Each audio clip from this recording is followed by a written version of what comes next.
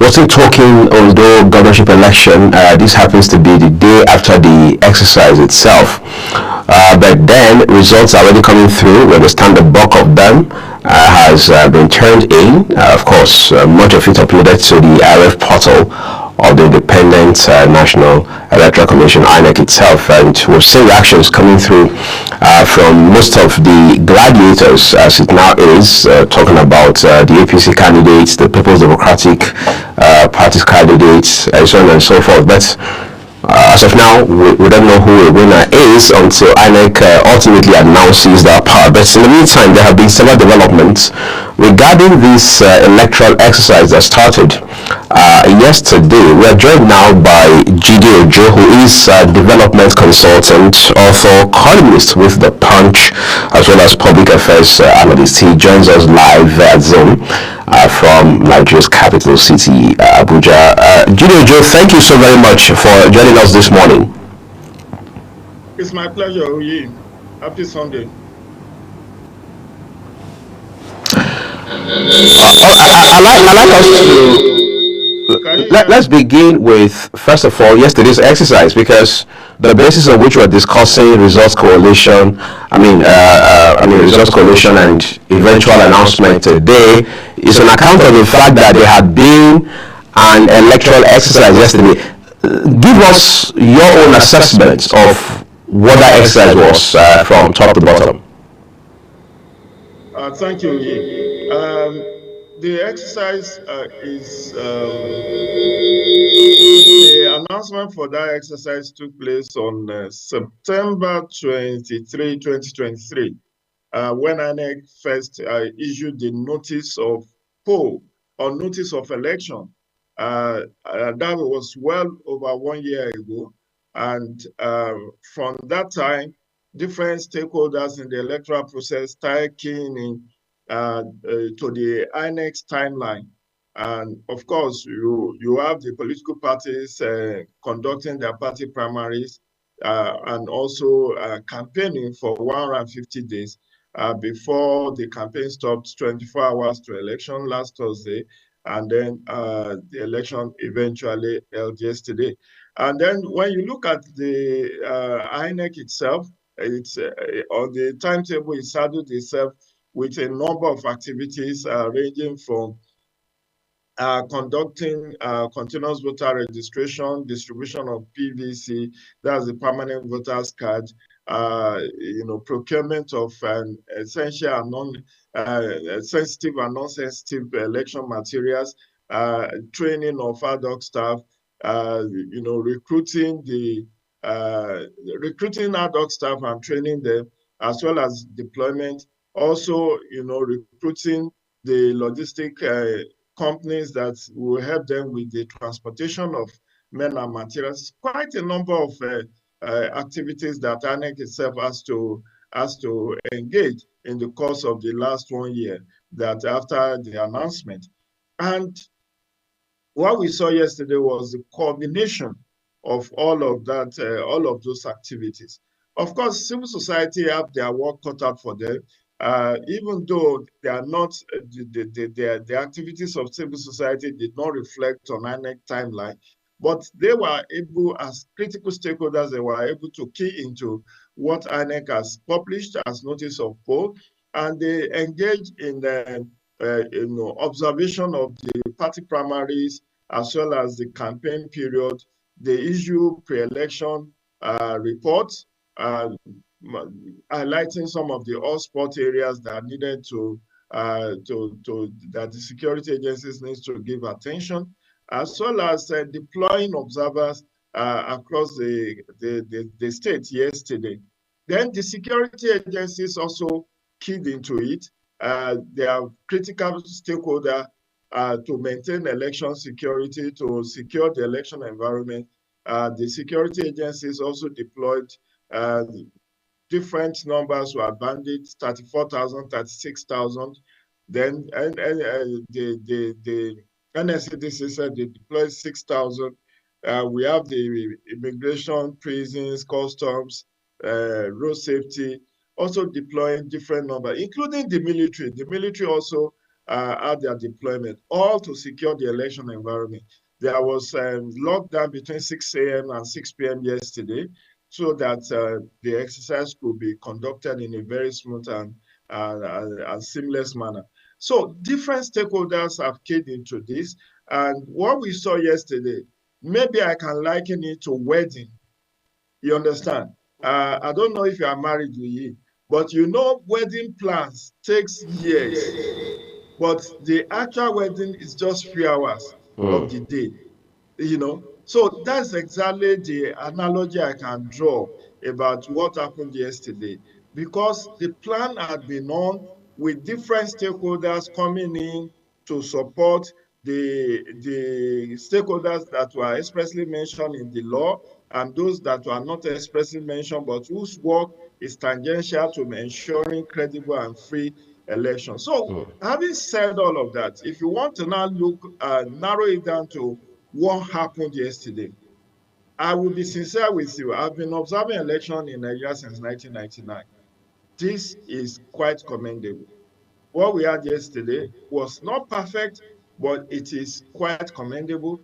It surpasses what I personally saw in Edo on September 21. Let's take it one after the other. In terms of deployment, there was early deployment.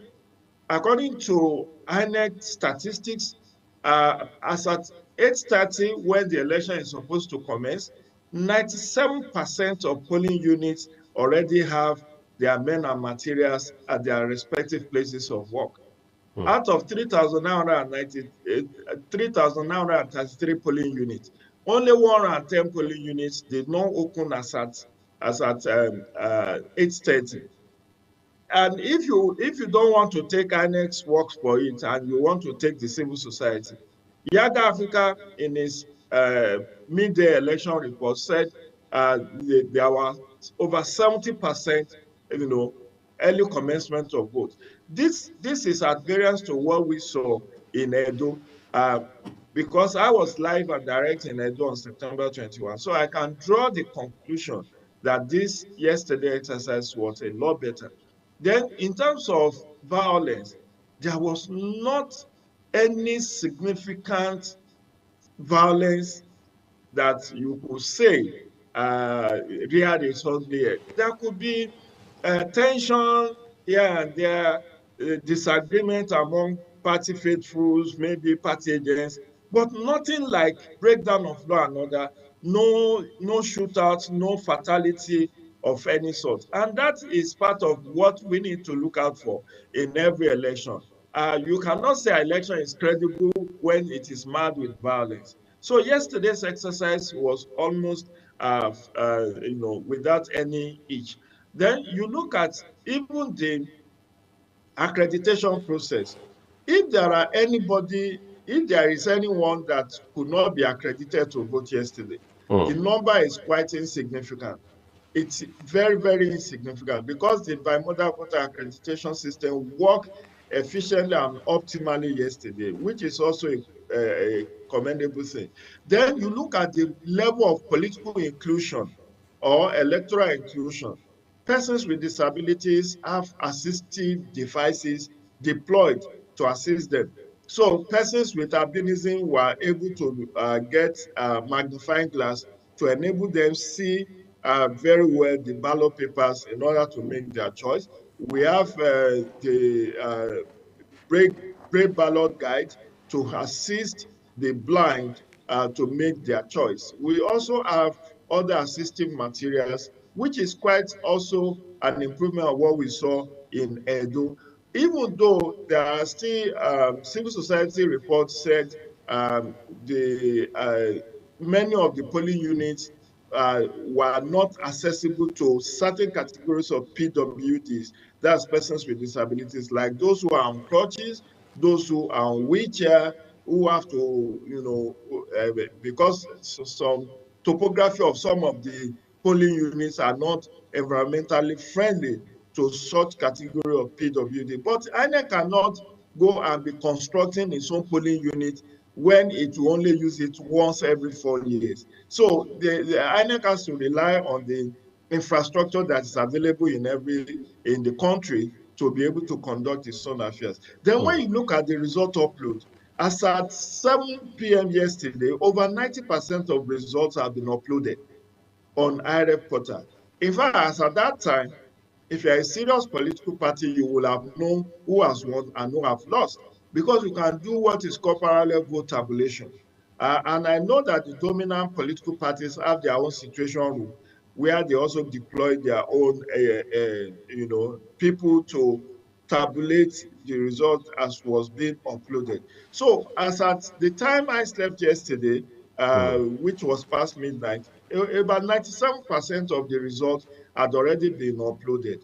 And that is also a significant improvement of what we saw in Edo. So all said and done, I'm not saying that it was a flawless exercise. I mean, there was also on the flip side, we have reported cases of vote buying and voter inducement.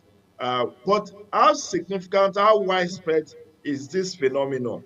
Can we say in good conscience that it was so widespread that it could mar the entire exercise? In any event, no election will be invalidated on the basis of people engaging in vote buying, because this vote buying is not within the precinct, it is not within the polling unit. It actually takes place maybe some distance from the polling unit. And in the electoral law, there is no law that says, if there is high level of vote buying, then the election should be cancelled. So we cannot even dignify what has happened with too much attention. Bad as it is, I listened to one of the observer group who said 10% of their observers reported seeing or witnessing vote buying. Now, Uyi, if 10% out of, that means 10% means 10 over 100. Right. If 10 over 100 says they saw something that is not good, will you condemn it and say the election was bad? 10% is what it is. Let's even say 10% is 100 over, it's 10 over 100. So how can you now use that on the basis to say the election was marred by vote buying? Because if it is not substantial, and that's what the law says, I've always used opportunity like this to educate the viewers and listeners that there's a provision in the law, I don't know, I think it's section 153 of the Electoral Act, that says that election will not be nullified except that there is substantial non-compliance. Substantial non-compliance means whatever it is that is recognized by law as being an infraction or an offense if it is not widespread, it cannot be used as a basis to invalidate the election. So on a whole, I think INEC has discharged itself creditably well by what we saw yesterday. The civil society, the security agencies, and all the critical stakeholders are up their ante, and we can see that with the exception of the camp of People's Democratic Party, no other party has come forward to say, oh, the election was mad or that the election was not good. It's only the main opposition party that have expressed certain reservation. But they have the opportunity to go to court or the election tribunal to seek redress if they have overwhelming evidence to lead that, yes, the election was mad. But I don't think I want to dignify whatever the PDP has said, because if there are 18 contestants and only you is making and crying wolf when other 17 said the election is okay, then you must examine yourself. All right, just before we let you off, one last question. You already mentioned the issue of vote buying, but the peculiarity of the vote buying element in this particular Ondo election is that people say it is an all-time high in the sense that we're hearing that vote buying started weeks before yesterday, which was the day for the exercise itself, and that the offer ranged between 10,000 and 25,000. We never heard any amount that high in the history of vote buying, at least since 1999, for example. Shouldn't that give us real concern, Mr. Jide Ojo? It is a cause for concern, but I'm also saying how widespread is this? We should be very mindful of the characterization we give to an election. When we say it's all-time high in terms of the value of money offered. Maybe that's what you are trying to say, but I'm not sure that every voter in Ondo were induced to cast their ballots. Like I said, those who deployed, observers said 10%, while they witnessed 10% of vote buying in all their places of deployment. So you cannot use that to say that the election was marked by vote buying. But let me even speak to the value of the money that was on offer. Did you know, Uyi, if 4 years ago the parties offered 5,000 naira 4 years ago, did you know that if you look at the value of naira 4 years ago and the value of naira in 2024, that 5,000 of 4 years ago is like 30,000 of today? If you go by exchange rate, until last year, I never knew Nigeria that a dollar could exchange for over 1,000 naira. I never knew. But by the close of last year, naira was exchanging for close to 2,000 naira. So when you say it's at all-time high, you need to look at what is the purchasing power of what is on offer.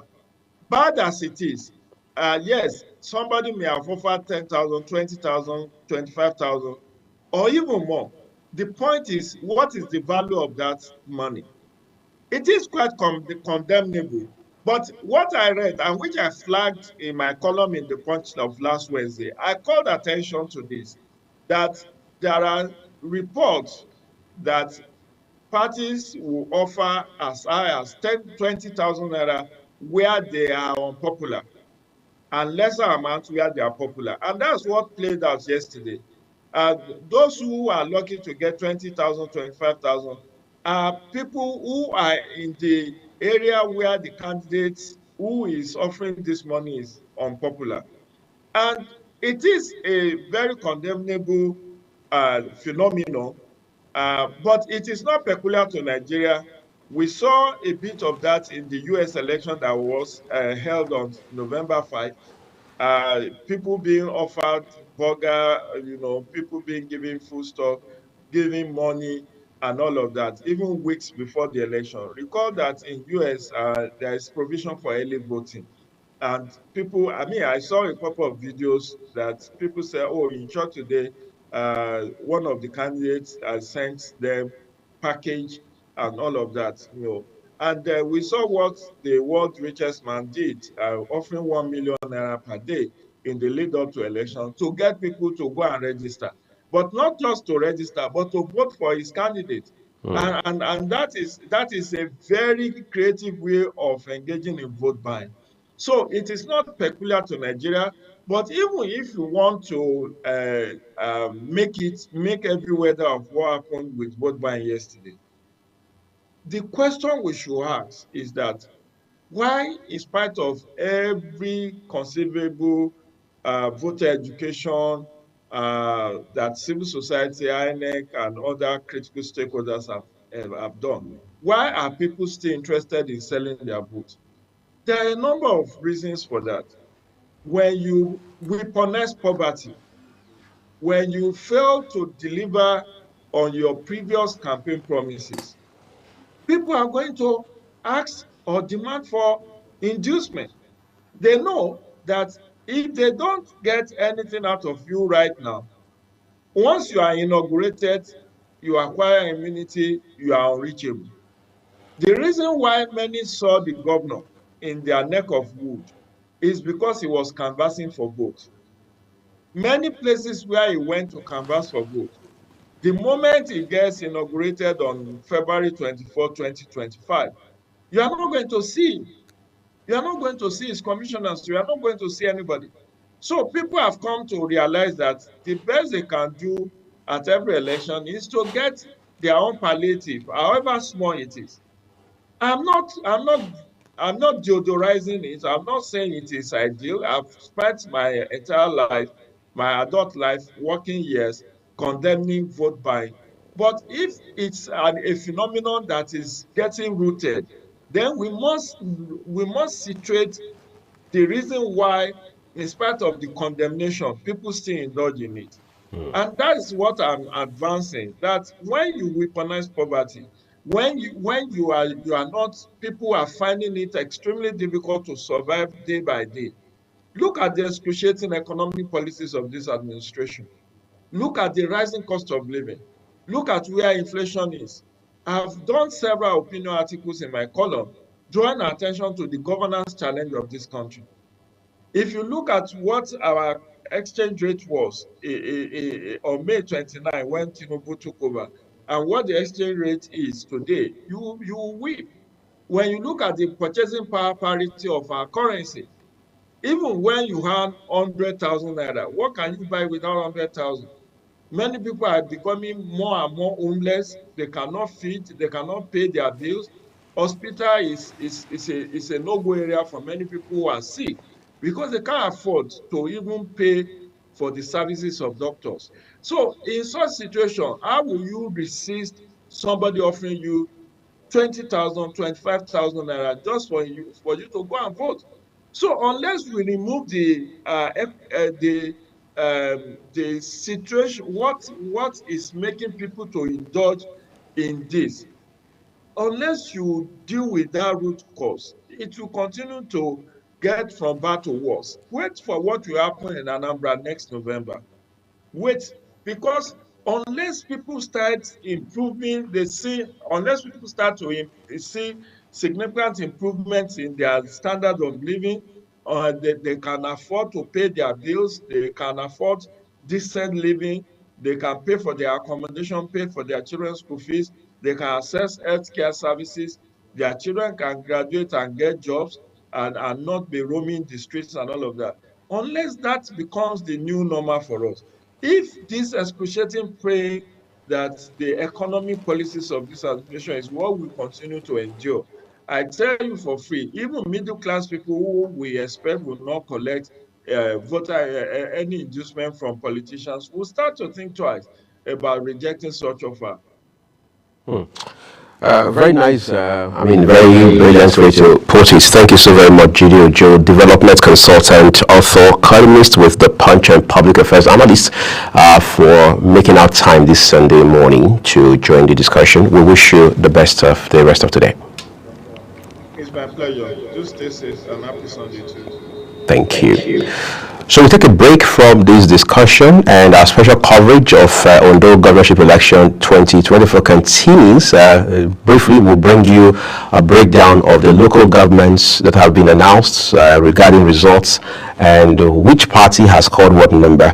And then ultimately, we keep our fingers crossed to see what happens with the announcement of a winner by the Independent National Electoral Commission. Do stay with Global Television.